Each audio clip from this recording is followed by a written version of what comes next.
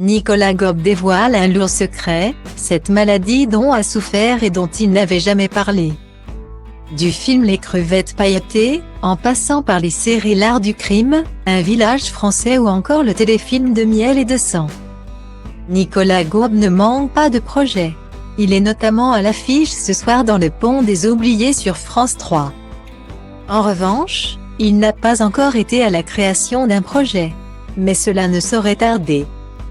Comme il l'a annoncé dans une interview avec Téléstar dévoilée le 26 septembre dernier. Je vais réaliser un film, a-t-il révélé, avant d'expliquer qu'il s'est inspiré de sa propre histoire pour écrire le scénario. Ce qui l'a notamment conduit à faire une révélation dont il n'avait pas parlé souvent jusqu'à il y a peu, j'ai eu un cancer il y a longtemps et l'histoire tourne autour de ça. En réalité, il avait déjà raconté cette triste anecdote dans un entretien avec la Nouvelle République en avril dernier.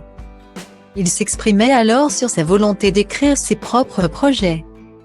Je le fais depuis quelques années avec la scénariste Sophie Goff. Ce qui est compliqué, c'est que des milliards d'idées me viennent et j'ai du mal en ce moment à faire le tri. J'ai eu un cancer quand j'étais plus jeune et il y a beaucoup de choses qui se dirigent naturellement vers ça. Et puis je suis très pris par le jeu, ça m'apporte une grande satisfaction. C'est un endroit où je maîtrise les choses. Où j'ai l'impression d'avoir ma place et un rôle à jouer. Je vis le moment et je me sens trop bien, avouait-il. Il en profitait également pour expliquer sur son rapport au petit écran, avec la télé. Il faut aller très vite, nous sommes des machines à jouer et il faut rapidement trouver la bonne intention. Des femmes comme Audrey Fleurot ou Pascal Arbillot sont de vraies machines de guerre et quand on joue ensemble, on est vraiment là, c'est solide, on donne le meilleur. Je retire une fierté d'avoir croisé des personnes comme elle. Sinon, je n'ai pas vraiment de copains dans le métier. Les soirées, les égos surdimensionnés.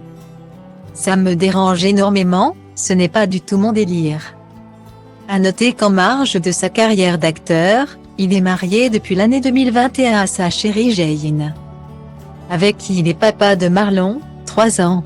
Il possède également une fille prénommée Lily Rose, 11 ans, issue d'une relation précédente.